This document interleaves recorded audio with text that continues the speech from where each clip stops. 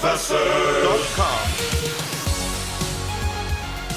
Hey guys, Chris McNeil with podcastprofessors.com, and welcome back to our free video series, How to Get Started in Podcasting. Today, I'm tackling the question, what are the best places for me to release my show when I'm ready to go live?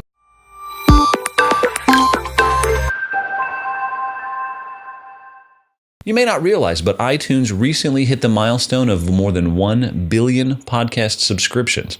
Now, that number might seem staggering, but you really wouldn't be surprised if you knew that the average podcast listener enjoys between 6 and 10 episodes every week.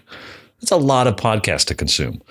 Now, you might be thinking that the best strategy for you when you decide to launch your show is an anywhere and everywhere approach, thinking that if you cast a wide enough net, you'll just capture as many listeners as possible. I'd caution you against this because you're adding a layer of complexity to something that's already going to be very challenging. The more platforms, accounts, and conversations that you have to manage separately, the more difficult it is to convert your listeners into a community and ultimately customers. Now, iTunes, of course, is king, and everyone should publish their podcast first and foremost on iTunes. The platform itself is widely used, and the brand Apple, of course, is very well recognized and trusted. The problem with iTunes is you're excluding a huge part of the market because it only works on Apple devices.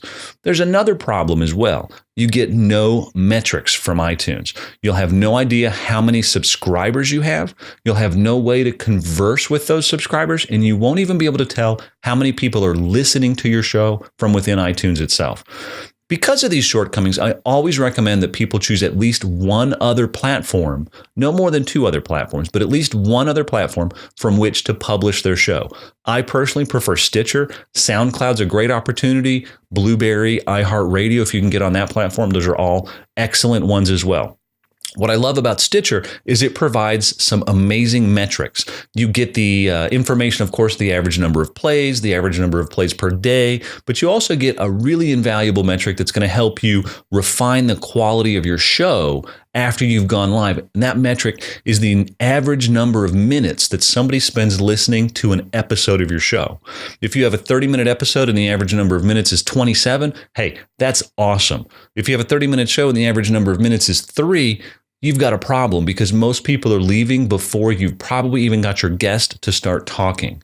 So I love Stitcher because it helps me refine my show by providing me with the information that lets me see what my listeners are actually doing.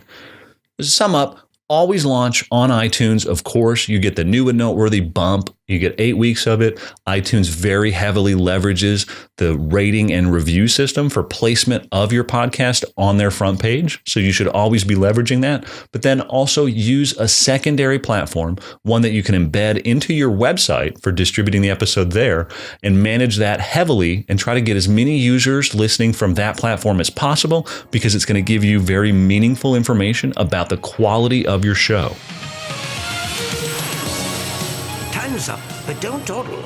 If you want to be a true podcast insider, visit and like our Podcast Professors Facebook page to stay up on the latest podcasting magic.